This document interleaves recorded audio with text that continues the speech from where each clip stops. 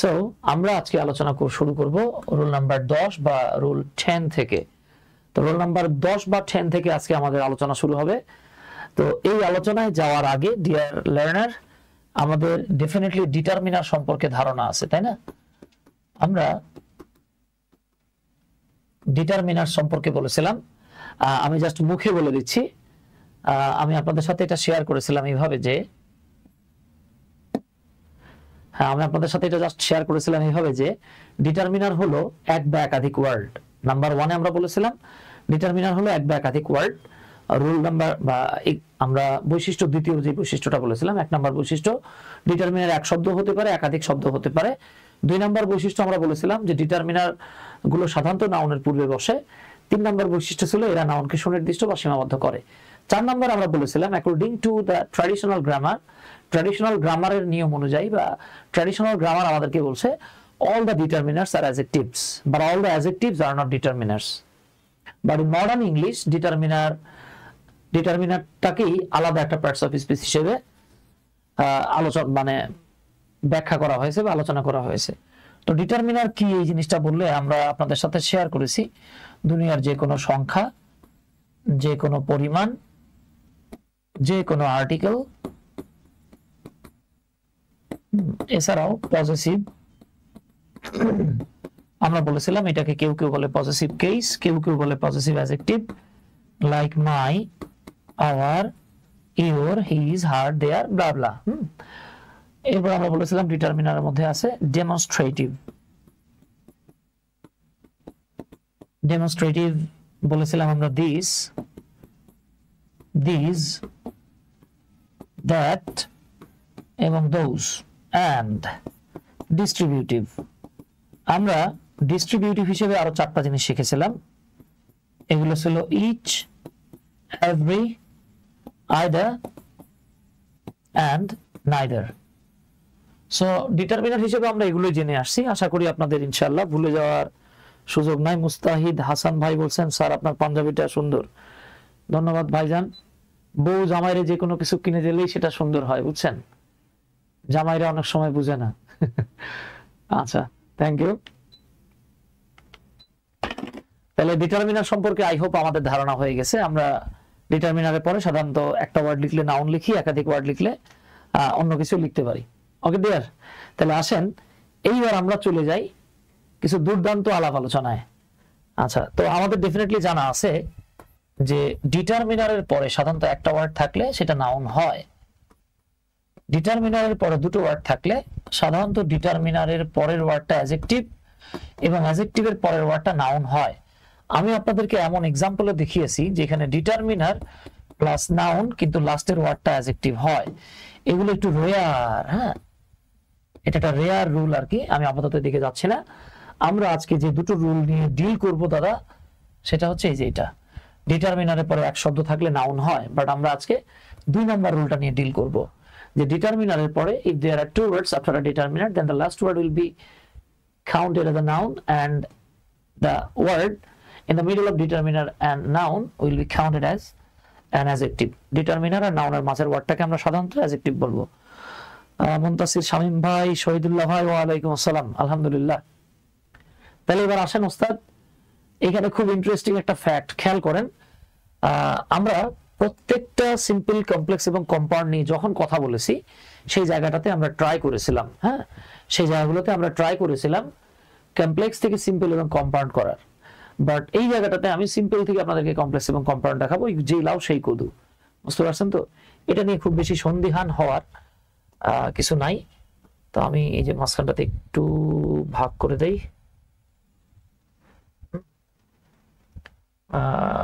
মনে হতে পারে যে সালাম মিলে গেছে মনে হয়, হ্যাঁ।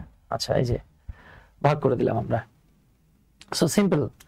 আপনি যদি কখনো দেখেন ডিটারমিনার, অ্যাডজেক্টিভ এবং নাউন, খেয়াল করেন কিন্তু ডিটারমিনার, অ্যাডজেক্টিভ এবং নাউন এই তিনটা যদি কোনো সেন্টেন্সের সাবজেক্ট হিসেবে থাকে, এটা কিন্তু খুব গুরুত্বপূর্ণ রুল। বইগুলো এই রুলটাকে ব্যাখ্যা করে না, বা ব্যাখ্যা করলেও প্রপারলি ব্যাখ্যা করে না। আপনাদের জন্য আমি সুপার ডুপার কিছু ব্যাখ্যা দিচ্ছি, ইনশাল্লাহ মারাত্মক কাজে লাগবে। দেখে রাখেন, ইনশাল্লাহ মারাত্মক কাজে লাগবে। ঠিক আছে ডিয়ার? আচ্ছা, বইগুলোতে এই রুল আপনি পাবেন, কিন্তু বইগুলোতে একদম এটাকে পারফেক্ট ওয়েতে অনেক সময় ব্যাখ্যা করে না, এটা একটা বড় সমস্যা।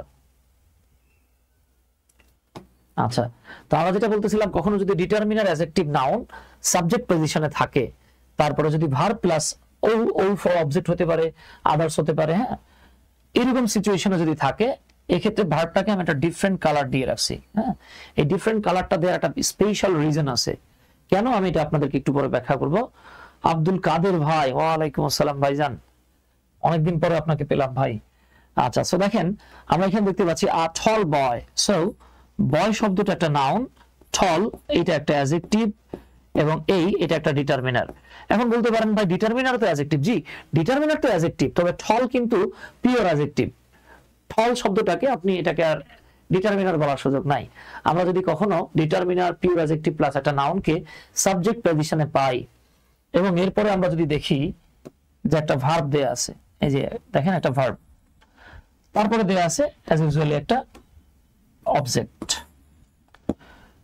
আমরা এই সেন্টেন্সটাকে কমপ্লেক্স বানাইতে গেলে প্রথমে আমরা ডিটারমিনারের জায়গায় ডিটারমিনার লিখে ফেলবো, এরপরে অ্যাডজেক্টিভটাকে স্কিপ করে আমরা নাউনটা লিখে ফেলবো।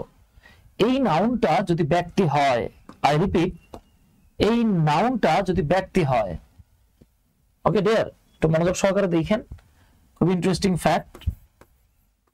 তাহলে আপনি লিখবেন হু, আর যদি বস্তু হয় তাহলে লিখতে পারবেন হুইচ অথবা দ্যাট।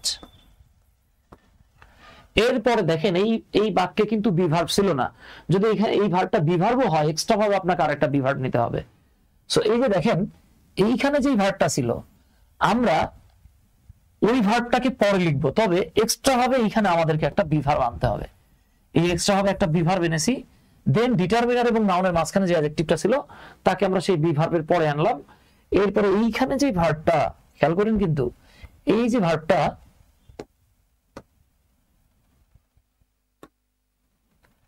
এই ভার্বটাকে আমরা এই জায়গাটাতে নিয়ে আসবো, তারপরে বাকি অংশ। তাহলে এক্সাম্পল স্বরূপ দেখেন আ টল বয়, না লিখে আমরা কি লিখলাম আ বয়। এবার বয় যেহেতু ব্যক্তি তাই আমরা লিখলাম হু। এবার যেহেতু পাস্ট টেন্সের ঘটনা, আ টল বয় কল্ড মিম, একটা লম্বা ছেলে মিমকে ডেকেছিল, ওকে। তো দেখেন এটা যেহেতু পাস্ট টেন্সের ঘটনা, তাই আমরা বিভার্বটাকে পাস্ট টেন্সে লিখেছি। আ বয় হু ওয়াজ টল, একজন ছেলে যে ছিল লম্বা, সে, এই যে দেখেন এই বিভার্বটা কিন্তু অতিরিক্ত এনেছি আমরা, অতিরিক্ত এসেছে। কিভাবে অতিরিক্ত আসছে? কারণ এই যে বিভার্ব ওয়াজটা কিন্তু এখানে ছিল না। এখন প্রশ্ন করতে পারেন এই বিভার্বটাকে আনার কি দরকার? দরকার আছে। দরকার হচ্ছে গিয়ে কমপ্লেক্স সেন্টেন্সে সাবজেক্ট দুটো হতে হয়, ফাইনাইট ভার্বও দুটো হয়। এখানে তো ফাইনাইট ভার্ব একটা ছিল, সো কমপ্লেক্সে আমার দুইটা ফাইনাইট ভার্ব দরকার। দিস ইজ হোয়াই আমি এক্সট্রা ভাবে একটা ফাইনাইট ভার্ব নিয়ে আসছি, ওকে। মাহবুব হোসেন ভাই বলতেছেন স্যার আজকে এনআইসির প্রশ্নটা সলভ দরকার ছিল। আচ্ছা, চেষ্টা করবো ইনশাল্লাহ, আগামীকাল যদি সময় সুযোগ পাই আমি দেওয়ার চেষ্টা করবো ইনশাল্লাহ ভাই। হ্যাঁ, সুমন ওয়াজিদ ভাই জিজ্ঞেস করতেছে আইএলস না বিয়ে? আপনার জীবনে বিয়ে হবে না সুমন ভাই, আপনি আইএলস নিয়েই থাকেন। আপনি মেয়ে বুড়া হয়ে গেছেন। আচ্ছা, জোকস অ্যাপার্ট, তো যেটা বলছিলাম আ টল বয়, এটা হয়ে গেল আ বয় হু ওয়াজ টল। এই দেখছেন অ্যাডজেক্টিভ পরে চলে আসছে, কল্ড মিম। এই যে দেখেন এরপর আমরা লিখলাম কল্ড মিম। বাক্যটা বাংলা খেয়াল করেন, একটা লম্বা ছেলে মিমকে ডেকেছিল, আর আমরা এখানে বললাম একটা ছেলে যে ছিল লম্বা সে মিমকে ডাকছিল। আর এটার সিম্পল বানানো তো দাদা মারাত্মক সহজ, দুটো স্বাধীন ক্লজ, ওই যে হু টু যা আছে সব তুলে দেবেন, মাঝখানে অ্যান্ড দিয়ে হি শি যা লাগে তাই লিখবেন। তাহলে দেখেন a boy was tall and he called Mim. Done. Now it's your turn, এবার আপনার পালা। অলমোস্ট অধিকাংশ স্টুডেন্টরা এই প্রশ্নটার উত্তর লিখতে গেলে ভুল করে, অলমোস্ট অধিকাংশ স্টুডেন্টরা এই প্রশ্নের উত্তরটা লিখতে গেলে ভুল করে। আমি জানি না আপনারা এই সিম্পলটাকে কমপ্লেক্স বানাতে পারবেন কিনা। প্লিজ জাস্ট প্রুভ দ্যাট মাশাআল্লাহ ইউ ক্যান। একটু এই প্রশ্নটার উত্তর লিখে দেন তো প্লিজ।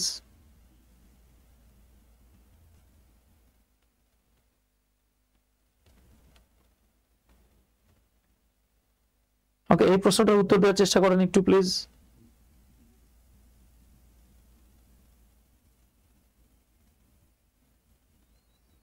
কুইকলি দেখি এই প্রশ্নটার উত্তর কে বা কারা করতে পারেন। আমার দৃঢ় বিশ্বাস সবাই পারবেন ইনশাল্লাহ।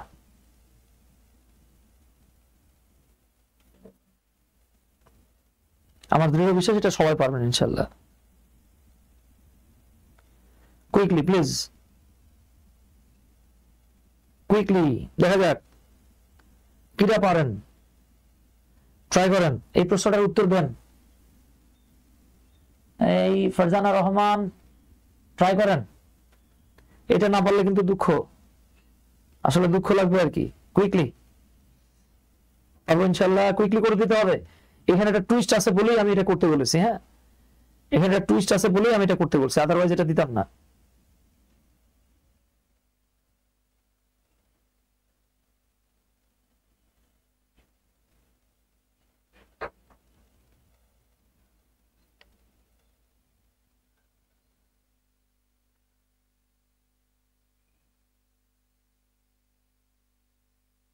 আচ্ছা ওকে, যাক মাশাআল্লাহ, অনেকে চেষ্টা করছেন, সবাইকে অসংখ্য ধন্যবাদ।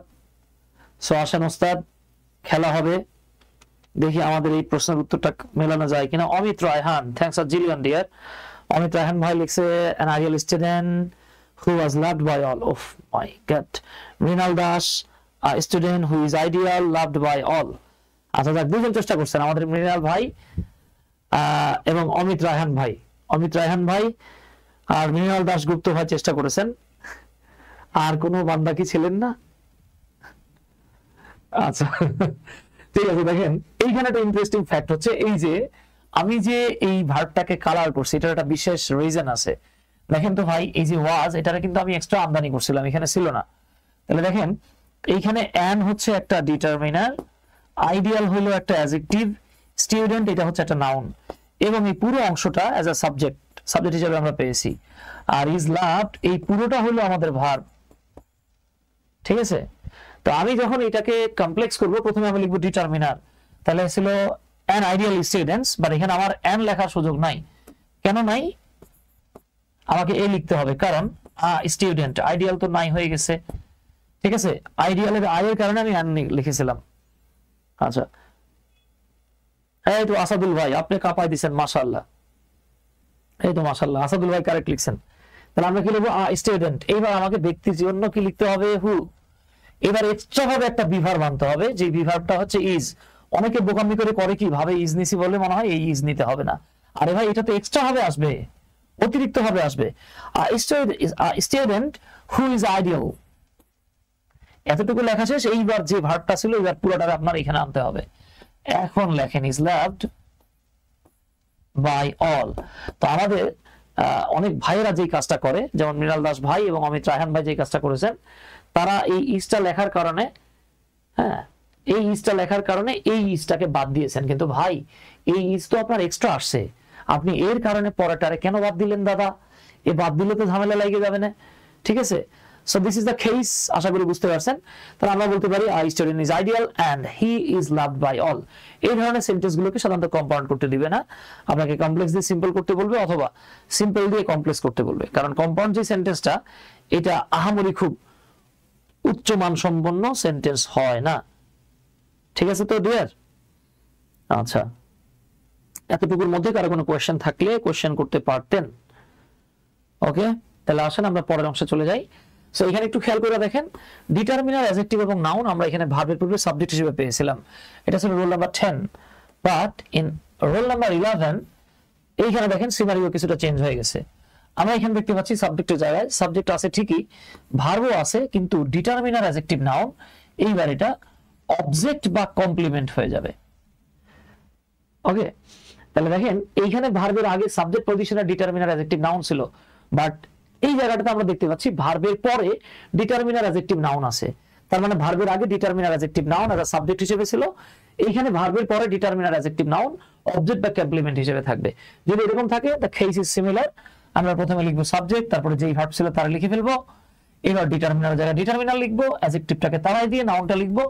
এই নাউন যদি ব্যক্তি হয় তাহলে হু লিখবেন, যদি বস্তু হয় দ্যাট বা হুইচ লিখবেন। এক্সট্রা হবে একটা বিভার্বের আমদানি প্লাস অ্যাডজেক্টিভ হবে। ওকে, যেমন দেখেন আমরা আগের বাক্যে দেখেছিলাম টল বয় সাবজেক্ট হিসেবে ছিল, কল্ড মিম। এবার আমরা তাদের পজিশন চেঞ্জ করে দিয়েছি। এখানে বলছিলাম একটা লম্বা ছেলে মিমকে ফোন করছে, এবার লম্বা ছেলে যে মিমকে ফোন করতেছে, মিমকে ছেড়ে দেবে নাকি? ও বলবে দাদা তুমি আমারে ফোন করছিলে না, আজকে আমিও তোমারে ফোন দিব।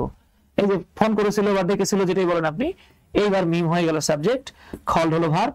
এই যে দেখেন determiner, tall adjective, and boy noun, এতটুকু অংশকে আমরা অবজেক্ট হিসেবে পেয়েছি। তাহলে আমরা কি কাজ করব ভাই? আমরা এখানে কি কাজ করব? আমরা এই যে লিখবো সাবজেক্ট মিম, ভার্ব কল্ড, মিম কল্ড বয়, জাস্ট টলটাকে পিছনে নিয়ে গিয়ে হু ওয়াজ টল। খেয়াল করেন মিম একটা লম্বা ছেলেকে ডেকেছিল, আর আমরা কমপ্লেক্সে বলতেছি মিম একটা ছেলেকে ডেকেছিল যে ছিল লম্বা, ওই যে লাউ সেই কদু। আর এখানে এসে তো বুঝতে পারতেছেন। নাও এবার যদি আপনাকে বলা হয় Tina wanted the ancient toy, Tina wanted the ancient toy, তাহলে টিনা এটা মেয়ের নাম, বুঝতে পারতেছেন সে একটা প্রাচীন খেলনা চেয়েছিল। তাহলে আমরা দেখতে পাচ্ছি here is the determiner, after that an adjective, at last noun. So what should we do now? Nothing but just write down the subject Tina, এই যে লিখে ফেললাম। এবার ভার্ব ছিল wanted, আমরা লিখে ফেললাম wanted, টিনা wanted। এবার আমাদের the ancient toy ছিল, আমরা লিখব the toy। এইবার toy যেহেতু বস্তু, আমরা লিখব which was ancient। Done. Okay, compound করলে কি বলবেন? Tina wanted a toy and it was ancient. I hope এরপরে ইনশাল্লাহ এই জায়গাটাতে আর কারো কোনো সমস্যা থাকার সুযোগ নাই। ওকে, এরপরেও যদি কারো কোনো প্রশ্ন থাকে জাস্ট বলে ফেলেন আমাকে। দেখেন তো এতটুকুর মধ্যে কারো কোনো প্রশ্ন আছে কিনা। ইনশাল্লাহ প্রশ্ন থাকার সুযোগ নাই। Okay man, so what we have learned in number 10, rule number 10 and rule number 11 is that আমরা এখানে যা শিখছি সেটা হলো গিয়ে ডিটারমিনার অ্যাডজেক্টিভ নাউন সাবজেক্ট হিসেবে থাকতেও পারে, ডিটারমিনার অ্যাডজেক্টিভ নাউন অবজেক্ট বা কমপ্লিমেন্ট হিসেবেও থাকতে পারে। তো এটা সাবজেক্ট হিসেবে থাকুক আর অবজেক্ট হিসেবে বা কমপ্লিমেন্ট হিসেবে থাকুক, এই যে ডিটারমিনার অ্যাডজেক্টিভ যে নাউনটা আছে আমরা জাস্ট অ্যাডজেক্টিভটাকে হু ইজ বা হুইচ ইজ, হু ওয়াজ বা হুইচ ওয়াজ এইভাবে নিয়ে গিয়ে এক্সচেঞ্জ করব, নাথিং এলস। ওকে, এত ধন্যবাদ অমিত রায়হান ভাই, সুন্দর লিখছেন, মাশাআল্লাহ মাশাআল্লাহ। আচ্ছা, থ্যাংক ইউ। এই তো ভালো লাগতেছে, আপনারা কাজ করলে আসলে ভালো লাগে।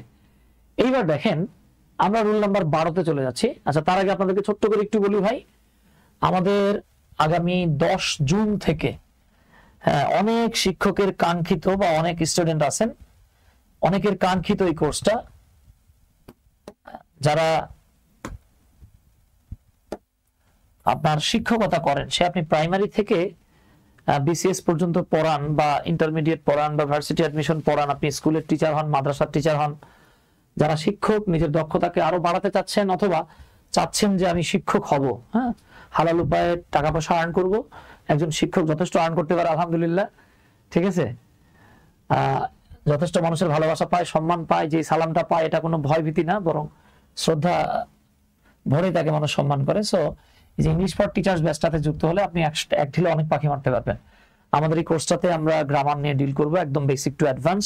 ফ্রি হ্যান্ড রাইটিং নিয়ে আমরা কথা বলবো, ক্লাস করাবো, একাডেমিক রাইটিং থাকবে, অর্থাৎ আপনি যে একাডেমিক স্টুডেন্টসদেরকে পড়াবেন তাদেরকে আপনি একাডেমিক যে রাইটিং গুলো আছে, হ্যাঁ এই রাইটিং গুলো, সে আপনি প্যারাগ্রাফ বলেন কিংবা অ্যাসে বলেন, লেটার বলেন, ডায়ালগ বলেন, এভরিথিং উইল বি ডিসকাসড। ওকে, এছাড়াও দেখেন স্পোকেন ইংলিশ ফর ক্লাসরুম, ক্লাসরুমে ইংরেজিতে কথা বলার নিয়ে আমাদের এই কোর্সে সংযুক্ত থাকবে, স্পোকেন ইংলিশটা যুক্ত থাকবে। রিডিং, একাডেমিক এবং আইএলটিএস এর রিডিং এ যা যা লাগে আমরা সেটা করাইতে পারবো, অর্থাৎ একজন শিক্ষকের যা লাগে আর কি। হ্যাঁ, আচ্ছা, এইখানে ভোকাবুলারির স্পেশাল ক্লাস হবে এবং সাথে থাকবে প্রেজেন্টেশন। একজন শিক্ষক যেন তার ছাত্রছাত্রীদেরকে প্রেজেন্টেশন দেওয়া শিখাতে পারে সাইড বাই সাইড, একজন শিক্ষক নিজেই যেন খুব চমৎকার ভাবে যে কোনো টপিককে স্টুডেন্টদের সামনে প্রেজেন্ট করতে পারে। ওকে, আমাদের সবচেয়ে বড় সমস্যা হচ্ছে আমরা অনেক সময় ছাত্রছাত্রীদের সামনে টপিকগুলোকে প্রেজেন্ট করতে পারি না। তো প্রেজেন্টেশন সহ থাকবে ইনশাআল্লাহ। এই কোর্সটা 6 মাসের কোর্স, এই কোর্সের কোর্স ফি একদম ফিক্সড 3000 মানে 3000 এটা ফিক্সড, কজ আমাদের এই কোর্সটাতে 6 মাসের ক্লাস হবে, 2-1 মাস বেশি হতে পারে, কম হবে না ইনশাআল্লাহ। ক্লাসগুলো হবে শনি সোম বুধ প্লাস শুক্রবারটা এদিক ওদিক হতে পারে। ওকে, ক্লাস হবে রাত্রে 10টায়। ওকে, প্রত্যেকটা ক্লাস হবে আমাদের 1.5 থেকে 2 ঘন্টা করে। এখানে আমি ছাড়াও বাংলাদেশের সেরা কিছু ট্রেনারদেরকে আপনারা পাবেন স্পেশালি স্পোকেনের জন্য, ঠিক আছে ডিয়ার। আচ্ছা, তো যারা আমাদের এই কোর্সটাতে যুক্ত হতে চান, আমরা অনলি 200 জন স্টুডেন্টস নেব। স্টুডেন্টস বলবো না আমরা আর কি, মাত্র 200 জনকে নেব। So first come first serve, বুঝতেই পারতেছেন। যারা যুক্ত হতে চান আমাদের এই কোর্সটাতে যুক্ত হয়ে যেতে পারেন। যুক্ত হতে চাইলে আমাদের হোয়াটসঅ্যাপ নাম্বার 01917211236 এ যোগাযোগ করতে পারেন। Okay dear. আচ্ছা, সো আসেন আমরা পরের রুলে চলে যাই। এইবার আমরা রুল নাম্বার 12 তে যাচ্ছি। হ্যাঁ, রুল নাম্বার 12, এইটা বুঝতে গেলে আপনাকে একটু রুল নাম্বার 10 আর 11টা দেখতে হবে। তো আমরা 11 নম্বরে দেখেছিলাম ডিটারমিনার অ্যাডজেক্টিভ নাউন, আর 10 নম্বরে দেখেছিলাম ডিটারমিনার অ্যাডজেক্টিভ নাউন। 10 নম্বর এটা সাবজেক্ট হিসেবে ছিল, 11 নম্বর এটা অবজেক্ট বা কমপ্লিমেন্ট হিসেবে ছিল। ওকে, এখন আমরা যেই কাজটা করব, আমরা যদি এরকম দেখতে পাই যে সাবজেক্ট ভার্ব অবজেক্ট দেয়া আছে, তবে সাবজেক্টে পিওর অ্যাডজেক্টিভ নাই, পিওর অ্যাডজেক্টিভ নাই। অনেকে প্রশ্ন করতে পারে ভাই পিওর অ্যাডজেক্টিভ কি? ভাই ডিটারমিনার নিজেও অ্যাডজেক্টিভ, ডিটারমিনার ছাড়া যে অ্যাডজেক্টিভ গুলো, এগুলোকে আমরা পিওর অ্যাডজেক্টিভ বলতেছি। হ্যাঁ, যদি দেখেন যে সাবজেক্টে পিওর অ্যাডজেক্টিভ নাই এবং অবজেক্টেও পিওর অ্যাডজেক্টিভ নাই, তাহলে এটাকে আমরা কিভাবে কমপ্লেক্স করব? এক্ষেত্রে আমরা সাবজেক্ট ভার্ব অবজেক্টকে খুব ইজিলি কমপ্লেক্স করতে পারি। আমরা প্রথমে লিখে ফেলবো ইট ইজ প্লাস সাবজেক্ট, তারপরে সাবজেক্টটা ব্যক্তি হলো হু, বস্তু হলো হুইচ, তারপরে ভার্ব প্লাস ও মাই গড। এইখানে আমি টাইপিং মিস্টেক হয়ে গেছে বাবা, ঠিক আছে, এই জায়গাটাতে আমি লিখে ফেলবো অবজেক্ট। ওকে ম্যান, তাহলে আসেন আমরা 12 নম্বরে দেখেছিলাম আর টল বয় অবজেক্ট হিসেবে ছিল, আমরা 10 নম্বরে দেখেছিলাম আর টল বয় সাবজেক্ট হিসেবে ছিল।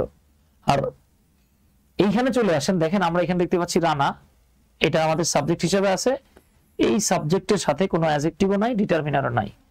কল্ড এটা হচ্ছে ভার্ব, মিম এটা আমাদের অবজেক্ট হিসেবে আছে, এইখানে কোনো অ্যাডজেক্টিভ নাই।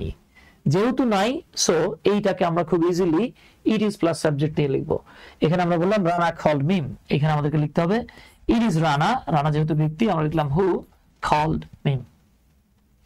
এগুলোর কম্পাউন্ড আসলে খুব ভালো মানের কম্পাউন্ড হয় না। আপনি যদি বলেন it is Rana and Rana called Mim, এটা খুব মানসম্মত বা গুড ইংলিশ হয় না, সো আমরা এটাকে কম্পাউন্ড বানাবো না। ওকে ডিয়ার, এইবার আপনাদের পালা। আপনারা শি টেকস টি এইটা চেঞ্জ করে দেন। কুইকলি চেঞ্জ করতে হবে, দেখি কে খুব দ্রুত এই প্রশ্নটার উত্তর দিতে পারেন।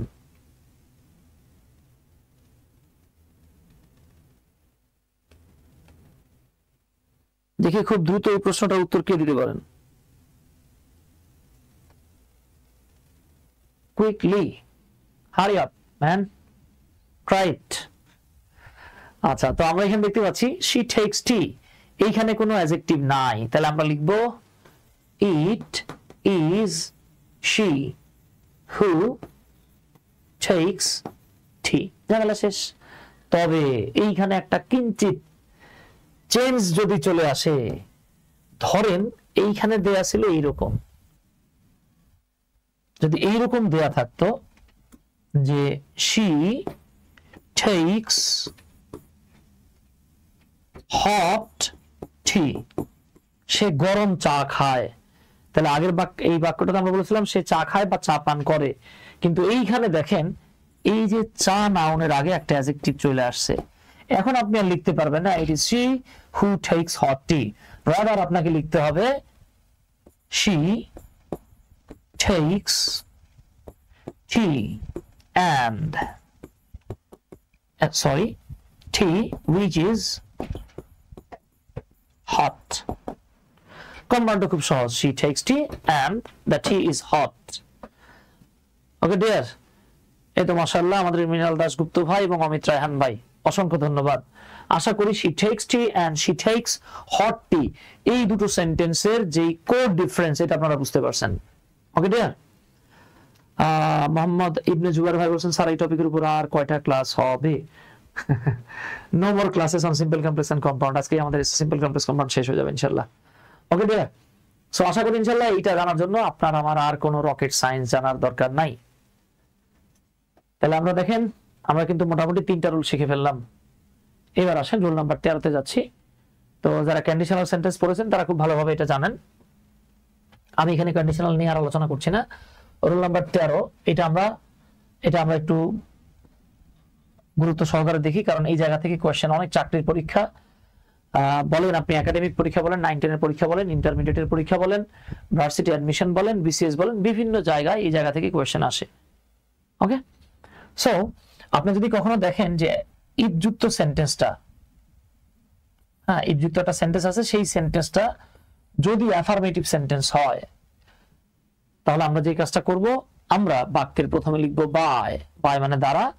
এরপরে যদি দুটো ক্লজের সাবজেক্ট, ইফ যুক্ত ক্লজ এবং আদার ক্লজ, দুটো ক্লজের সাবজেক্ট ডিফারেন্ট হয়, তাহলে পজিটিভ লেখা বাধ্যতামূলক। আদারওয়াইজ মানে দুটো সাবজেক্ট ডিফারেন্ট হলে লিখতে হয়, আদারওয়াইজ না লিখলেও চলে। এরপরে ভার্বের সাথে আইএনজি যোগ প্লাস স্বাধীন ক্লজ। আর কম্পাউন্ড করতে গেলে আপনি যদি কখনো এরকম দেখেন, যেমন দেখেন ইফ ইউ স্টাডি হার্ড, আমি ইফটাকে তুলে দেই, বাক্যটা হচ্ছে ইউ স্টাডি হার্ড। যদি কখনো এরকম থাকে যে ইউ প্লাস ভার্বের base form plus object complement others যা খুশি তাই, সেক্ষেত্রে আমরা যে কাজটা করব, আমরা ইউটাকে কেটে দেব, দিয়ে এটাকে ইম্পারেটিভ মোডে নিয়ে নেব। যেমন দেখেন ইফ ইউ স্টাডি হার্ড, যদি তুমি কঠোর পড়াশোনা করো, এই যে দেখেন এটা কিন্তু একটা affirmative sentence. You will get A plus, তুমি এ প্লাস পাবে। তো আমরা ইফটাকে তাড়াই দিলে কি হয়, ইউ স্টাডি হার্ড, এই যে দেখেন you study hard and you will get A plus. তো আমরা এখানে ইউটা লিখবো না, বরং আমরা এটাকে একটু আদেশ বা উপদেশের মতো করে বলবো, study hard and you will get A plus. Simple করতে গেলে কি করব, প্রথমে বাই লিখবো, এই যে বাই। এবার অধীন ক্লজের ভার্ব ছিল স্টাডি, বাই স্টাডিং হার্ড। আপনি চাইলে এখানে ইউটা লিখতেও পারেন, বাদও দিতে পারেন। যেহেতু এই ইউ এবং এই ইউ সিমিলার, সো এখানে ইউর লেখাটা বাধ্যতামূলক নয়। By studying hard you will get A plus. Okay, এইবার দেখেন তো ডু অ্যান্ড ডাই, এটা এনটিআরসি এর স্কুল শাখায় আসছিল। দেখি এই প্রশ্নটার উত্তর আপনারা করতে পারেন কিনা, একটু কুইকলি ট্রাই করেন। ওকে, একটু কুইকলি ট্রাই করতে হবে, দেখি। আমরা একটু চেষ্টা করি কুইকলি এই প্রশ্নগুলোর উত্তর করার চেষ্টা করি, আশা করি পারা যাবে ইনশাল্লাহ।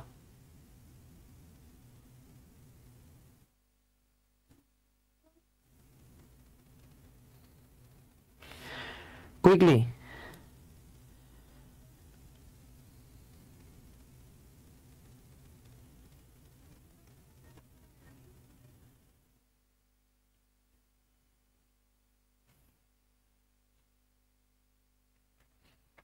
ওকে ম্যান, স্যার আপনার বইটি কি বের হয়েছে? বাবা, বইয়ের বিষয় বলছিলাম যে আমি আসলে অনেক পেরেশানি থাকার কারণে আমরা ফটোকপি করে, মানে ফটোকপি করে 1000 মানে হবে না, কিছু কম সংখ্যক বই বের করে আমরা এগুলো স্টুডেন্টদেরকে দিয়ে দিয়েছি। তো এখন প্রিন্টেড কপি পেতে আপনাদের আরো কিছুদিন সময় লাগবে আর কি। আচ্ছা ম্যান, তাহলে আসেন ডু অ্যান্ড ডাই। তার মানে এখানে একটা ইউজ আছে, এটা কি হবে, আমরা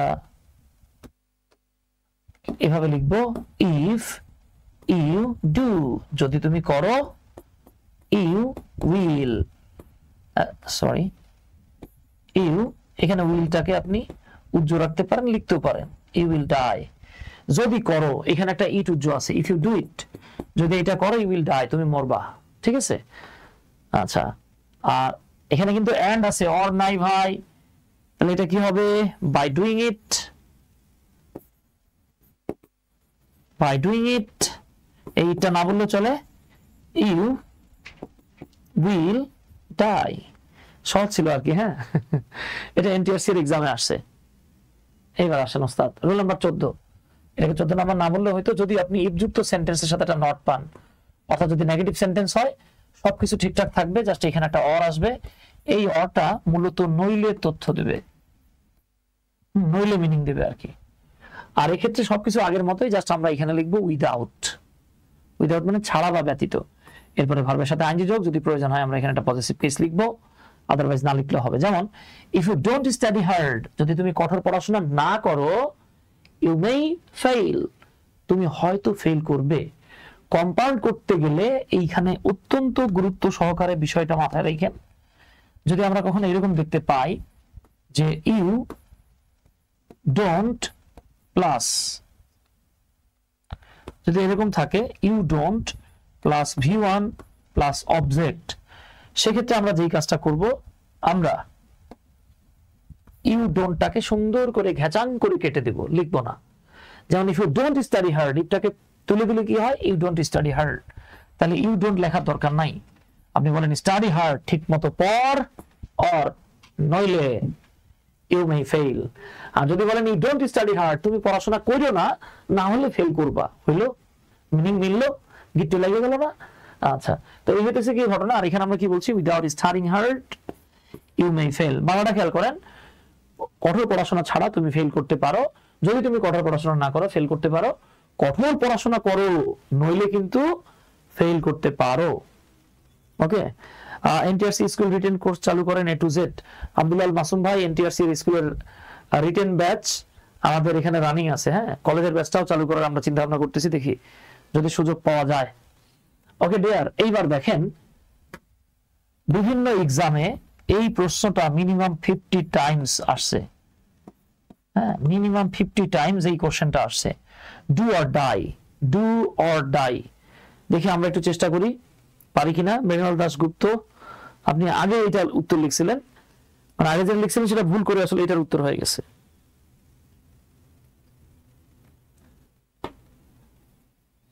ওকে, আচ্ছা তাহলে আমরা কি লিখবো, এই যে if, sorry, if you don't do it, এই ইটটা উজ্জ্ব আছে, you will, চাইলে উইলটাকে উজ্জ্ব রাখতে পারেন, die, যদি তুমি না করো তাহলে তুমি মরবা, এই যে করো নাইলে মরো। আর এই জায়গাতে কি হবে, without doing it, এটা সাইলেন্ট থাকতে পারে, you will, এটাও সাইলেন্ট থাকতে পারে, die। ঠিক আছে ডিয়ার, এইটা নিয়ে খুব বেশি পেরেশানি নেয়ার সুযোগ নাই। এইবার আসেন আমরা এখন যে রুলটাতে যাব, এই রুলটা হচ্ছে অত্যন্ত মারাত্মক গুরুত্বপূর্ণ একটা রুল। স্যার রানিং কোনটা স্যার? Free hand writing. হ্যাঁ ভাই, ফ্রি হ্যান্ড রাইটিং এর যে কোর্সটা, এইটাতে আপনাদের এনটিআরসি এর স্কুল পর্যায়ের রিটেনের 100তে 100% কভার হবে ইনশাআল্লাহ। 100তে 100, 99% না, 100তে 100% কভার হবে ইনশাআল্লাহ। ওকে ম্যান, তাহলে আসেন আমরা এবার 15 নাম্বার রুলে যাব। এই রুলটা ভাই খুব মারাত্মক একটা রুল। হ্যাঁ, মারাত্মক একটা রুল। এই রুলটা বুঝতে গেলে আপনাকে একটা জিনিস বুঝতে হবে, আসেন সেটা আমি একটু বলি। তা হলো, আমরা কম বেশি সবাই রিলেটিভ প্রোনাউন চিনি। তো আমি এটাকে রিলেটিভ প্রোনাউন না বলে সংক্ষেপে আরপি বলবো, অথবা আমরা কম বেশি সবাই রিলেটিভ অ্যাডভার্ব চিনি। রিলেটিভ অ্যাডভার্ব হইতেছে 4টা। এই 4টা কি কি ওস্তাদ? এই 4টা হচ্ছে when, why, where and how, how। এছাড়া মানে এগুলো ছাড়া that এবং আদার যে ডব্লিউএস ওয়ার্ড গুলো আছে সেগুলোকে আমরা রিলেটিভ প্রোনাউন হিসেবে ব্যবহার করি। ওকে, সেগুলোকে আমরা রিলেটিভ প্রোনাউন হিসেবে ব্যবহার করি।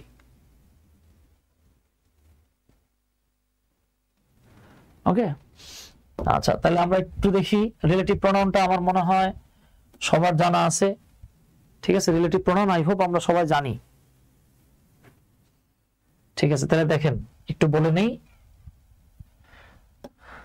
আমরা জানি যে কখনো যদি নাউন অথবা প্রোনাউন, খেয়াল করেন, নাউন বা প্রোনাউনের পরে যখন দ্যাট অথবা ডব্লিউএস ওয়ার্ড বসে এবং সেই দ্যাট বা ডব্লিউএস ওয়ার্ডটা নাউন বা প্রোনাউনের পরে বসার পর যদি সেটা আগের নাউনটাকে বোঝায়, এক্ষেত্রে আমরা এই দ্যাট বা ডব্লিউএস ওয়ার্ডটাকে সাধারণত বলে থাকি এইটাই রিলেটিভ প্রোনাউন। আর রিলেটিভ প্রোনাউন মূলত যেই নাউন বা প্রোনাউনকে নির্দেশ করে তাকে বলা হয় অ্যান্টিসিডেন্ট। খাস বাংলায় আমরা যাকে বলি পূর্বপদ, এগুলো নিয়ে আমি ডিটেইল ক্লাস দিয়েছি আপনাদেরকে প্রোনাউনের। ওকে, ডিটেইল ক্লাস দিয়েছি। ইমতিয়াজ ভাই আনলেস দিয়ে লিখছে। হ্যাঁ ভাই, আনলেস দিয়ে লেখা যায়, ঠিক আছে, আনলেস দিয়ে লেখা যায়। আচ্ছা, তাহলে একটু খেয়াল করি আমরা। ধরেন আমি একটা বাক্য লিখলাম,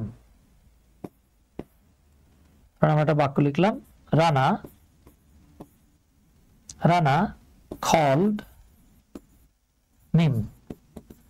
রানা মিমকে ডেকেছিল। বাক্য আমরা এখানে শেষ করে দিতে পারতাম, কিন্তু আমরা চাচ্ছি মিম একটা যেহেতু নাউন, এই নাউন সম্পর্কে তথ্য দিব। আমি এবার লিখলাম হু, রানা মিমকে ডেকেছিল। হু, যে আমরা বলতে পারি না, দেখেন তো, হু ওয়ার্কস ইন ধরেন লিখলাম মিরপুর, যিনি মিরপুরে কাজ করেন। তো আমাদের জানা আছে এই বাক্যটাতে হু এর বাংলা হলো যে। এই যে বলতে কে?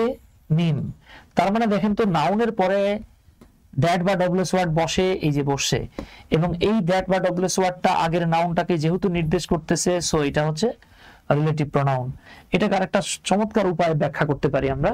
এই জায়গাটাতে বাক্য আছে দুইটা, প্রথম বাক্যটা হচ্ছে রানা কল্ড মিম, রানা মিমকে ডেকেছিল। আর দ্বিতীয় বাক্যটা হচ্ছে মিম ওয়ার্কস ইন মিরপুর, মিম মিরপুরে কাজ করে। তাহলে দেখেন, মিম ওয়ার্কস ইন মিরপুর, এটা একটা সেন্টেন্স। রানা কল্ড মিম, রানা মিমকে ডাকছিল, এটা একটা সেন্টেন্স। এই যে দুটো সেন্টেন্স এখনো এক হয় নাই, আলাদা আছে, কিন্তু দেখেন এখনো আলাদা আছে। তাহলে প্রথম বাক্যটা কি ছিল? রানা কল্ড মিম। দ্বিতীয় বাক্যটা কি ছিল? মিম ওয়ার্কস ইন মিরপুর। এই যে দুটো আলাদা বাক্যকে রিলেটেড করলো কে? হু।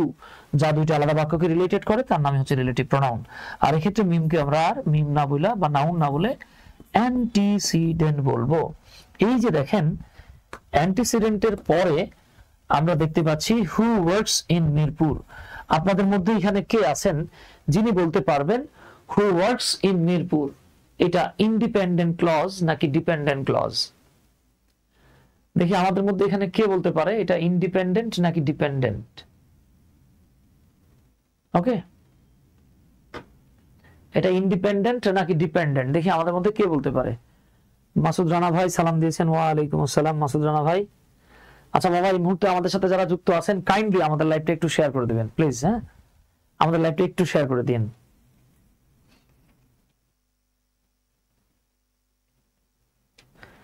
আচ্ছা, এটা কি মনে হয় আপনাদের কাছে, ইন্ডিপেন্ডেন্ট নাকি ডিপেন্ডেন্ট? এই তো ধন্যবাদ মামুন ভাই। এই যে মামুন ভাই বলছে ডিপেন্ডেন্ট। জি, আমি যদি শুধু এতটুকু বলি যে মিরপুরে বাস করে, মনে ভাব প্রকাশ পায়, একটা আকাঙ্ক্ষা থাকে না, যে মিরপুরে বাস করে, আকাঙ্ক্ষা থাকতেছে, তার মানে এটা ডিপেন্ডেন্ট ক্লজ। কিন্তু আমি যদি শুধু এতটুকু বলতাম রানা মিমকে ডেকেছিল, এইটা দিয়ে কিন্তু মনের ভাব প্রকাশ পাচ্ছে। সো এতটুকু হলে হয়তো ইন্ডিপেন্ডেন্ট, এটা হচ্ছে ডিপেন্ডেন্ট। এই যে একটা ইন্ডিপেন্ডেন্ট এবং একটা ডিপেন্ডেন্ট ক্লজ চলে আসছে, সো দুটো মিলে যে সেন্টেন্সটা পাওয়া গেছে এটা একটা কমপ্লেক্স সেন্টেন্স। আমার মজার ব্যাপার হচ্ছে দেখেন, এই যে হু ওয়ার্কস ইন মিরপুর, এই পুরো ক্লজটা যেহেতু মিম নামের একটা নাউন সম্পর্কে তথ্য দিচ্ছে, যখন কোনো ক্লজ নাউন সম্পর্কে তথ্য দেয় তখন তাকে বলা হয় অ্যাডজেক্টিভ ক্লজ। মজার ব্যাপার হচ্ছে অ্যান্টিসিডেন্টের পরে রিলেটিভ প্রোনাউন যুক্ত ক্লজগুলো মোর দ্যান 90% ক্ষেত্রে সেটা অ্যাডজেক্টিভ ক্লজই হয়।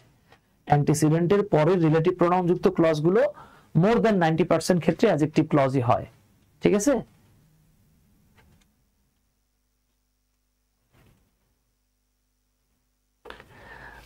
কালিদাস হালদার ভাই, আপনি একটু আমাদের হোয়াটসঅ্যাপ নাম্বারটাতে যোগাযোগ করেন ভাই। ভাই ওয়েস্ট বেঙ্গল থেকে বলছেন। হ্যাঁ, আজকেও আমাদের কোর্সে মুর্শিদাবাদ থেকে স্টুডেন্ট ভর্তি হয়েছে আমাদের আজকের এই যে এই ব্যাচটাতে ভাই। হ্যাঁ, আমাদের আজকের এই যে টিচার্স কোর্সটাতে এক ভাই ভর্তি হয়েছে মুর্শিদাবাদ থেকে, আরেকজন ভর্তি হলো মনে সম্ভবত বর্ধমান না কি জানি, যাই হোক, মানে আমাদের এই টিচার্স কোর্সটাতে এই পর্যন্ত ইন্ডিয়া থেকে 2 জন স্টুডেন্ট ভর্তি হয়েছে। আচ্ছা, তো যেটা বলতেছিলাম আমরা আর কি, আপনি যদি যোগাযোগ করতে চান তাহলে আমাকে একটু যারা ইন্ডিয়া থেকে নক দিবেন, প্লাস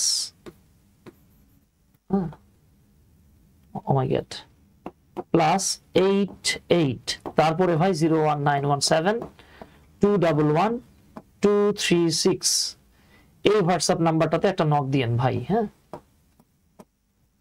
তাহলে হবে দাদা। হ্যাঁ, কালিদাস হালদার ভাইজান, এটাতে একটা নক দিন প্লিজ। আচ্ছা, তো যেটা বলতেছিলাম ভাই, এই এতটুকু অংশকে আবার বলা হয় রিলেটিভ প্রোনাউন যুক্ত ক্লজ। আবার এতটুকু অংশকেই বলা হয় ডিপেন্ডেন্ট ক্লজ। এতটুকু অংশকেই বলা হয় সাবঅর্ডিনেট ক্লজ। আমরা এখন দেখব এই যে পুরো কমপ্লেক্স সেন্টেন্সটাকে কিভাবে সিম্পল সেন্টেন্স বানানো যায়।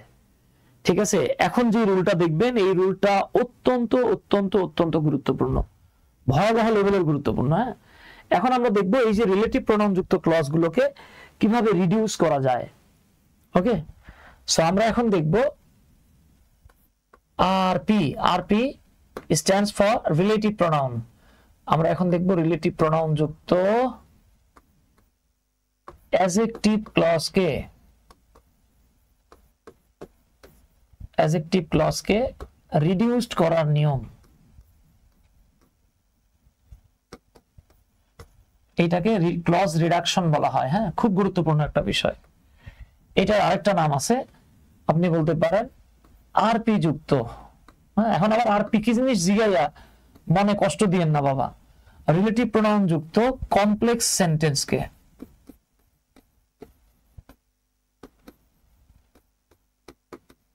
সিম্পল করার নিয়ম।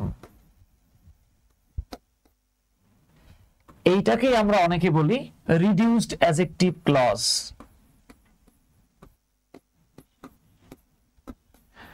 ওই যে নামেই আপনি ডাকেন, জিনিস ভাই একটাই। ওকে, যে নামেই আপনি এটাকে ডাকেন, জিনিস একটাই। শহীদুল ভাই বলতেছেন কলা রোয়া। আচ্ছা আচ্ছা, ধন্যবাদ। মুসাফির, মুসাফির রাজু ভাই, থ্যাংক ইউ ভাই। তাহলে ভাই এবার আমরা একটু রুলটা দেখব, খুব মনোযোগ সহকারে দেখেন। এখানে দুর্দান্ত একটা জিনিস দেখতে পাবেন। হ্যাঁ, আপনারা দেখবেন এই তথ্যটা হায়ার লেভেলের যে রাইটিং, সেখানে হাজার বার, লক্ষ বার, কোটি বার ব্যবহার করা হয়। এই যে তথ্যটা, এটা হায়ার লেভেলের রাইটিং এ ব্যাপক কাজে আসে। ওকে, তাহলে নিয়মটা কি? এক, প্রথমে অ্যান্টিসিডেন্টের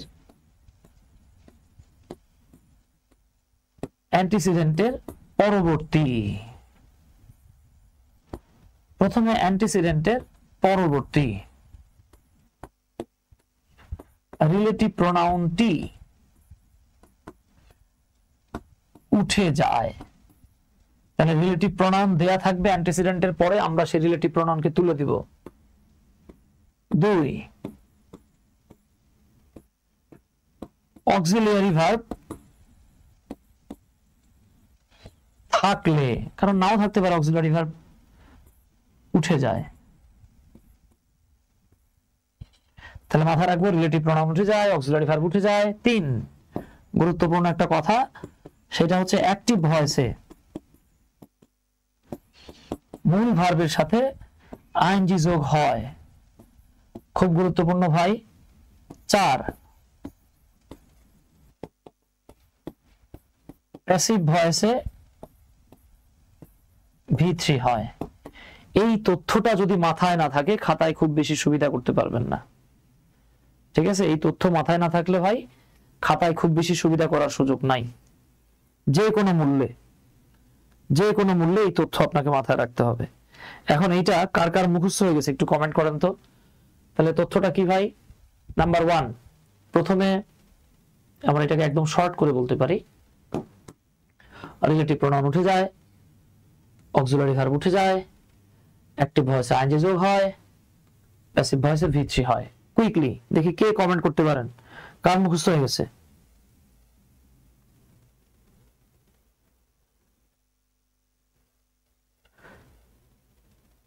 কে কুইকলি কমেন্ট করতে পারেন, দেখা যাক।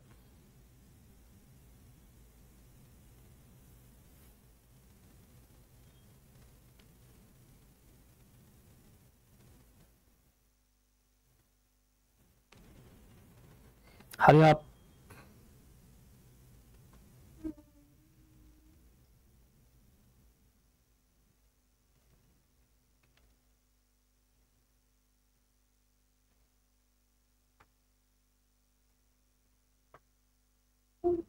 আচ্ছা মাশাআল্লাহ, ডান, থ্যাংক ইউ ভেরি মাচ। তাহলে এবার আমরা একটু দেখি, আমি কিছু এক্সাম্পল দেখাই আপনাদেরকে। ধরেন একটা কোয়েশ্চেন থাকলো এরকম,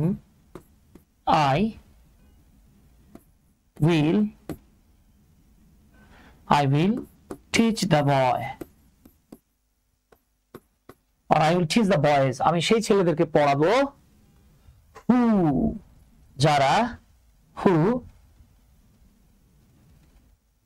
studies, আমি চাইলে এখানে lives ও বলতে পারি, who live, studies হবে না কারণ বয়েজ আছে, who live in this area। এবার এই সেন্টেন্সটাকে ভাঙেন, আমি একদম ভেঙে ভেঙে দেখাই, এভাবে আপনাকে কেউ জীবনেও ভেঙে ভেঙে দেখাবে না। এখানে দুইটা বাক্য আছে, প্রথম বাক্যটা হচ্ছে I will help the boys, এটা একটা বাক্য। দ্বিতীয় বাক্যটা হচ্ছে দে, এই দে মানে কারা, বয়েজেরা, অথবা আপনি বলতে পারেন the boys live in this area। এবার দেখেন তো ভাই এখানে দুইটা বাক্য পান কিনা। প্রথম বাক্যটা কি, I will help the boys, আমি সেই ছেলেদেরকে সাহায্য করব। দ্বিতীয় বাক্যটা হচ্ছে the boys live in this area, ছেলেরা এই এরিয়ায় থাকে। এই যে দুটো আলাদা sentence, I will help the boys এবং the boys live in this area, এই আলাদা বাক্য দুটোকে রিলেটেড করছে কে, হু। সুতরাং এটা হচ্ছে রিলেটিভ প্রোনাউন, এখানে কোনো অক্সিলারি ভার্ব নাই, এটা হইতেছে মেইন ভার্ব। তাহলে এই বাক্যে আমরা রিলেটিভ প্রোনাউন যুক্ত যে হু লিভ ইন দিস এরিয়াটাকে আমরা the boys live in this area বানালাম। এখানে দা বয়েজ হলো সাবজেক্ট, লিভ হচ্ছে ভার্ব। আমাকে জাস্ট বলেন এই সেকেন্ড যে সেন্টেন্সটা বা ক্লজটা এটা অ্যাক্টিভ নাকি প্যাসিভ, কুইকলি আনসার দিতে হবে। এতগুলো মানুষ আছেন, কুইকলি আনসার করতে হবে। মনিরুল ভাই ধন্যবাদ, মাসুদ ভাই ধন্যবাদ। কুইকলি বলেন দ্বিতীয় যে অংশটা এটা অ্যাক্টিভ নাকি passive.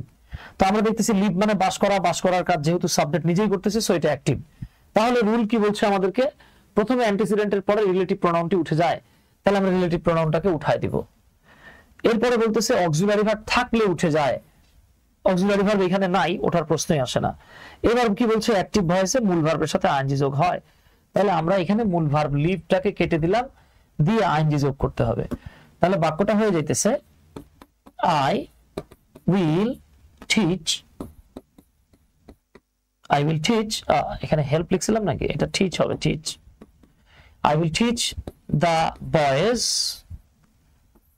living in this area। এবার একটু খুব যত্ন সহকারে বাংলাটা খেয়াল করে দেখেন। ধন্যবাদ মুস্তাহিদ ভাই, মৃণাল দাশগুপ্ত ভাই, মনিরুল ইসলাম ভাই, মামুন ভাই, ওকে ধন্যবাদ ভাইজান, মাসুদ রানা ভাই।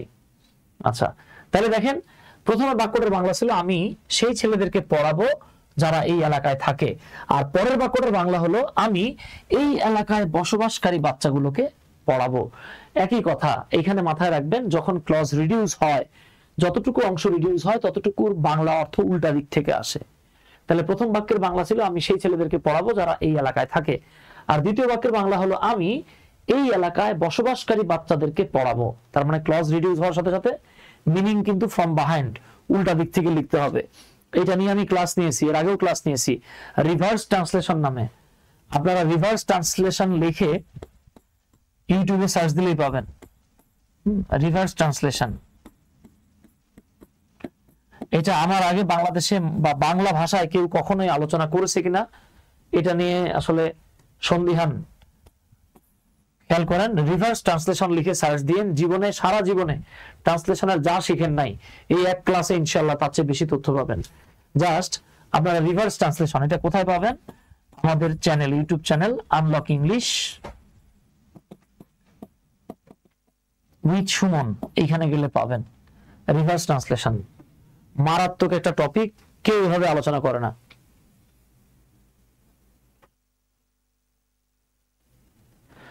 আতিকুর রহমান বলতেছে যদি কোনোদিন কোনো কিছু বলিনি কিন্তু আজকে বলি, পার্টস অফ স্পিচ কোনটার জায়গায় কোথায় বসে, কার পরে কার স্থান, এটা নিয়ে ভিডিও দিবেন ভাইজান। আমরা এটা নিয়ে ক্লাস নিয়েছি, আচ্ছা ঠিক আছে, এটা নিয়ে আরেকটা ক্লাস দেবো ইনশাআল্লাহ। ঠিক আছে আতিক ভাই, অথবা আপনি আমাকে এই যে আমাদের যে হোয়াটসঅ্যাপ নাম্বারটা আছে আতিক ভাই, আমার এই হোয়াটসঅ্যাপ নাম্বারটাতে একটা নক দিয়েন, আমি আপনাকে লিংকটা দিয়ে দেবো আতিক ভাই। হ্যাঁ আচ্ছা, তাহলে আমরা ইনশাল্লাহ এটা বুঝে ফেলাইছি।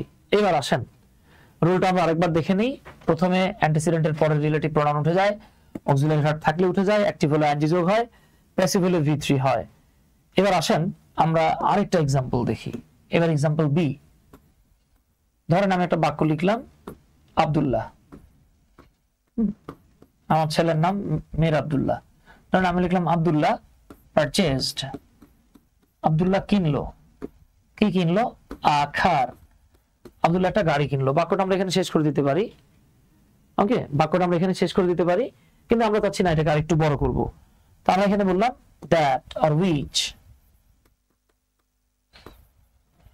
was imported, যেটাকে ইম্পোর্ট করা হয়েছিল, আমদানি করা হয়েছিল, from জাপান, জাপান থেকে।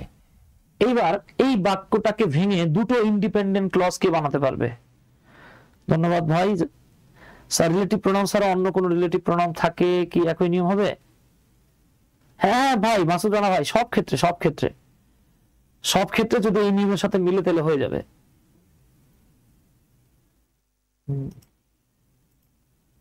আচ্ছা, এইটাকে ভেঙে ভেঙে দুটো ইন্ডিপেন্ডেন্ট ক্লজ কে বানাতে পারবেন?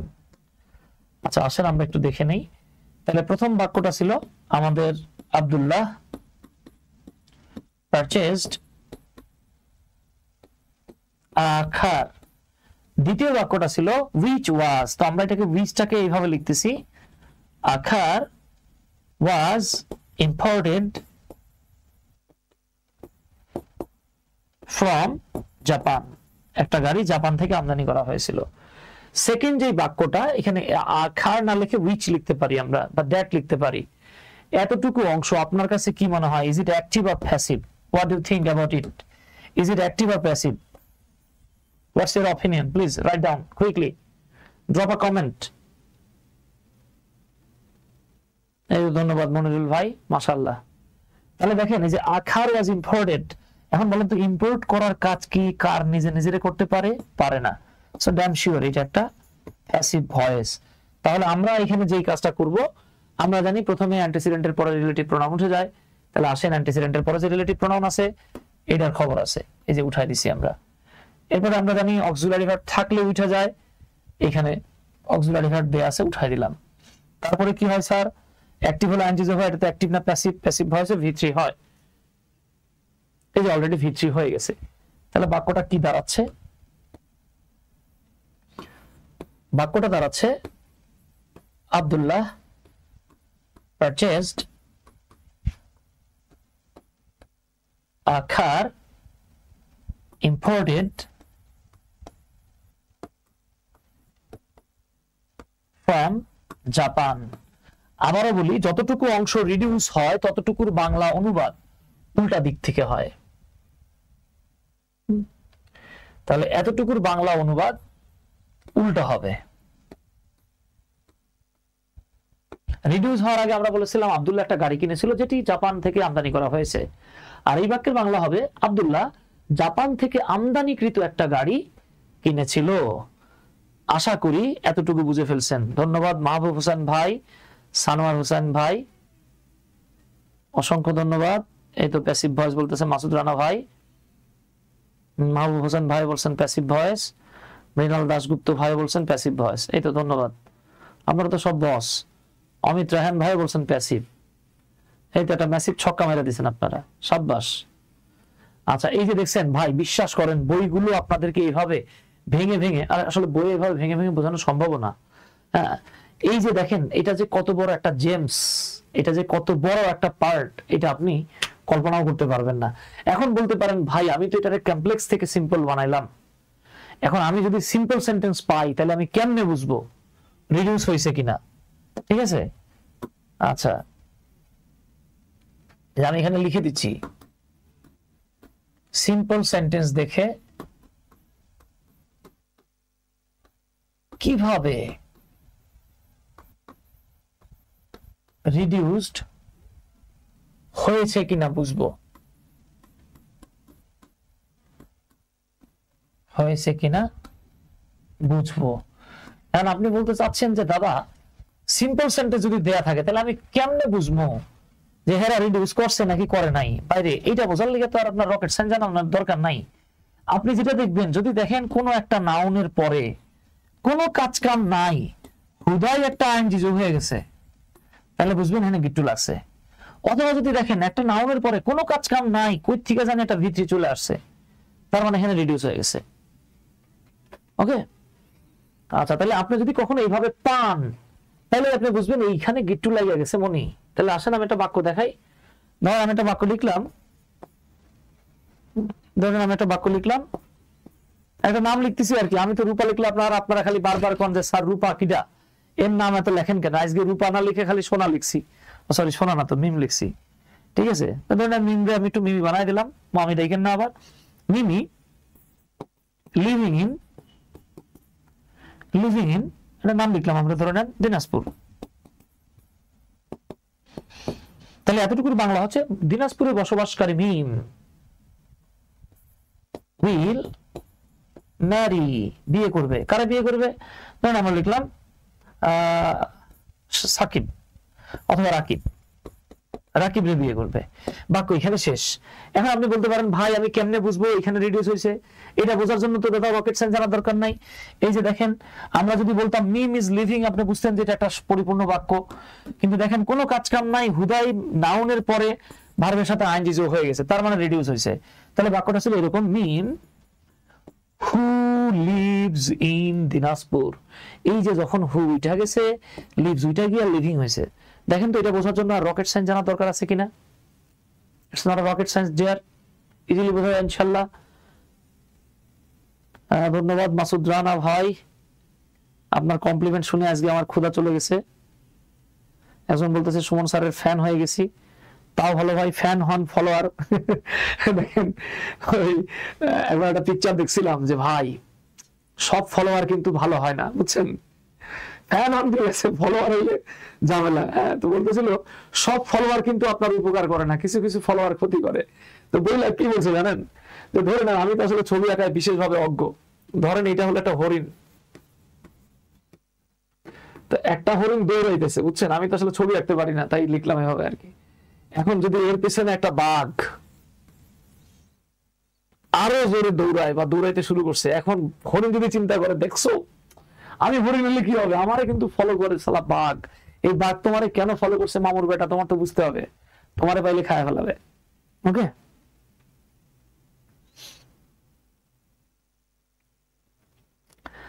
মিজানুর রহমান ভাই একটা বাক্য লিখছে, he got A plus by studying hard. এখানে হার্ড কোন পার্টস অফ স্পিচ? হার্ড শব্দটা যেহেতু স্টাডিকে মডিফাই করতেছে, স্টাডিটা এখানে জিরান বা ভার্ব, এখানে জিরান্ড আর কি। তো জিরান্ড কিন্তু আইএনজি যুক্ত একটা ভার্ব যেটা নাউনের কাজ করে। তো আইএনজি যুক্ত ভার্বকে মডিফাই করার কারণে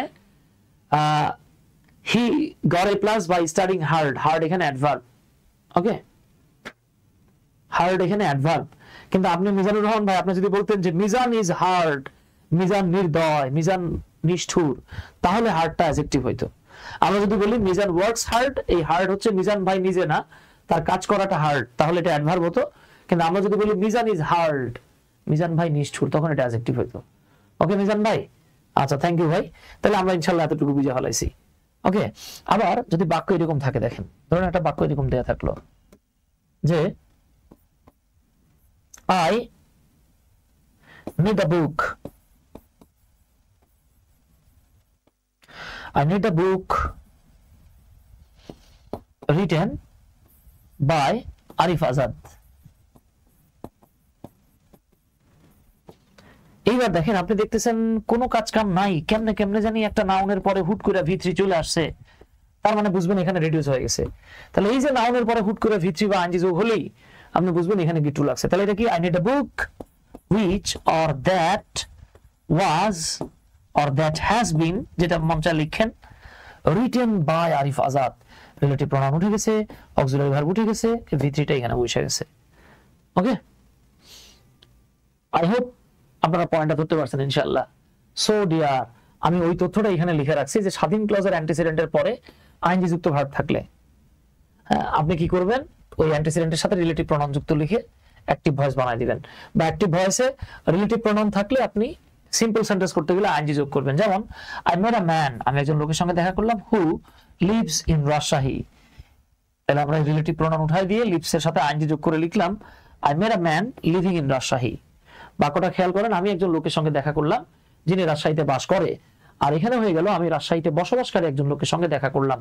আর এটারে কম্পাউন্ড বানানো মারাত্মক সহজ। আই মেট আ ম্যান, এই যে আই মেট আ ম্যান, হু লেখার দরকার নাই, লিখবেন and he lives in Rajshahi. Okay, এবার আসেন we will help the boys who live in Gaza, আমরা সেই বাচ্চাদেরকে সাহায্য করব যারা গাজায় বাস করে। তাহলে এখানে কি হবে, এই যে হু লিভ, তাহলে এটা জাস্ট লিভিং বানায় দেন। তাহলে we will help the boys, এই যে আমাদের সিম্পল সেন্টেন্স হয়ে গেল লিভিং ইন গাজা। আর পরের কম্পাউন্ডটা বুঝছেন, we will help the boys and they live in Gaza. H M Mamun ভাই বলতেছেন যে স্যার গিট্টু শব্দটা বরিশালে নেগেটিভ অর্থ দেয়, হইতে পারে ভাইজান, এক দেশের গালি আরেক দেশের বুলি। সৈকত ভাই বলছেন আসসালামু আলাইকুম। ওয়া আলাইকুম আসসালাম সৈকত ভাই। আচ্ছা, এবার আসেন, যদি এরকম হয় অ্যান্টিসিডেন্টের পরে রিলেটিভ প্রোনাউন যুক্ত ক্লজ থাকে এবং সেটা প্যাসিভ ভয়েস হয়, এটা তো মারাত্মক সহজ। ওই যে আমরা বলছি স্বাধীন ক্লজ প্লাস অ্যান্টিসিডেন্টের সাথে V3 লিখবো। যেমন রানা বরাখার that was imported from Japan, relative pronoun উঠে গেছে, অক্সিলারি ভার্ব উঠে গেছে, এই যে হয়ে গেছে, ডান। ওকে, আচ্ছা, একই সেন্টেন্স এখানে রিপিট হয়ে গেছে। আমি আপনাদের জন্য একটা ডিফারেন্ট সেন্টেন্স দেই এখানে, আমরা ডিফারেন্ট সেন্টেন্স দিচ্ছি এখানে। এটাকে আপনারা ধরে নেন যদি সিম্পল বানাইতে চান তাহলে বানাইতে পারেন। আমরা বলতে পারি you should have read, এটা আর রিড বলা যাবে না, you should have read the books, তোমার বইগুলো পড়া উচিত ছিল, designed for the students। তাহলে কি হলো, তোমার সেইগুলো বইগুলো পড়া উচিত ছিল যেগুলো স্টুডেন্টদের জন্য ডিজাইন করা হয়েছে। ও মাই গড, আমি তো এটাকে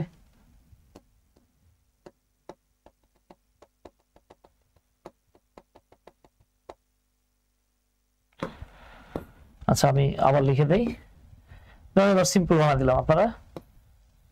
আপনারা এটাকে কমপ্লেক্স বানাবেন, যে you should have read the books designed for our children। ধরুন আমি জাস্ট এখানে স্টুডেন্টস না লিখে our children লিখলাম। তো এইটারে কম্পাউন্ড বানানোর জন্য আমাদের আর এক্সেসিভ প্যারা নেওয়ার কোনো দরকার নাই। হারুন সর্দার ভাই, স্যার আপনার বই কবে পাওয়া যাবে? ভাই আগামী 2 মাসের মধ্যে আমাদের বইটা আসবে ইনশাল্লাহ, 2 থেকে সর্বোচ্চ 3 মাস লাগবে হারুন ভাই। আমরা ওই যে আমাদের যে টিচার্স ব্যাচটা চালু করেছি, এই ব্যাচের মাঝামাঝি সময়ের মধ্যে আমাদের স্টুডেন্টরা বইটা পেয়ে যাবে ইনশাল্লাহ।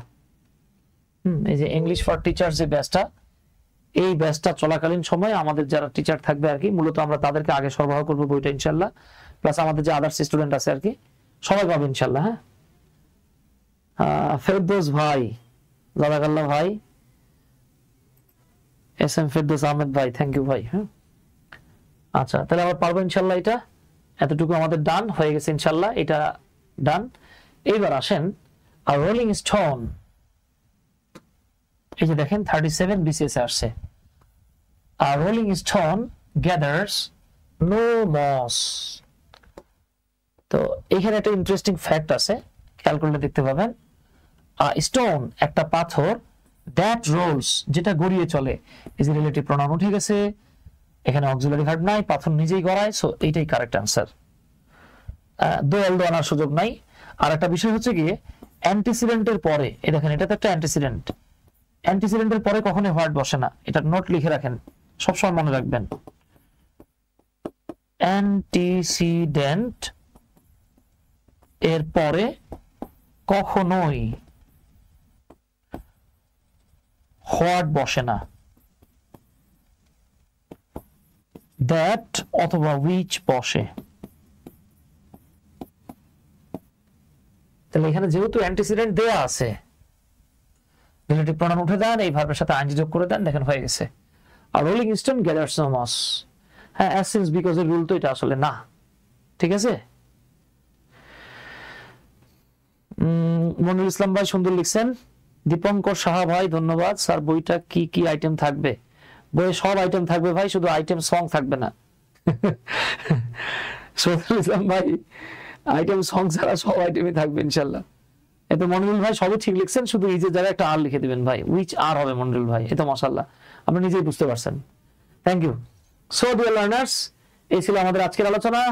আমাদের আপকামিং ইংলিশ ফর টিচার্স ব্যাচটাতে যারা যুক্ত হতে চান, জীবনে এইটাই আপনার ফার্স্ট না আর কি, জীবনে এইটা হবে আপনার লাস্ট কোর্স, এবং ইনশাআল্লাহ এই কোর্সের পরে আল্লাহর রহমতে আপনি যদি জাস্ট এই কোর্স চলাকালীন সময়, হ্যাঁ সকালে 2 ঘন্টা, সন্ধ্যা বা রাতে 2 ঘন্টা করে সময় দেন, বাসায় যদি স্টাডি করেন, আমাদের ম্যাটেরিয়াল গুলো যদি দেখেন, ইনশাআল্লাহ আপনি একবারে ক্লাস 5 থেকে শুরু করে ইন্টারমিডিয়েট অর্থাৎ প্রাইমারি থেকে শুরু করে এইচএসসি আর ভার্সিটি অ্যাডমিশন পর্যন্ত একবারে অনায়াসে পড়াইতে পারবেন ইনশাআল্লাহ। ওকে, সো আমাদের এই কোর্সটাতে স্টুডেন্ট মাত্র 200 জন নিচ্ছি। তো যারা আগ্রহী আছেন আমাদের হোয়াটসঅ্যাপ নাম্বারে যোগাযোগ করে ভর্তি হয়ে যেতে পারেন। হ্যাঁ, আমাদের সিট সংখ্যা পূরণ হয়ে গেলে আমরা 201 জন স্টুডেন্টও আর নিব না। ঠিক আছে বাবা, সবার জন্য শুভকামনা থাকলো। আমাদের আজকের ক্লাস এখানে শেষ। ইনশাআল্লাহ নেক্সট ক্লাসে আর একটা টপিক নিয়ে দেখা হবে। টিল দেন, আল্লাহ হাফেজ।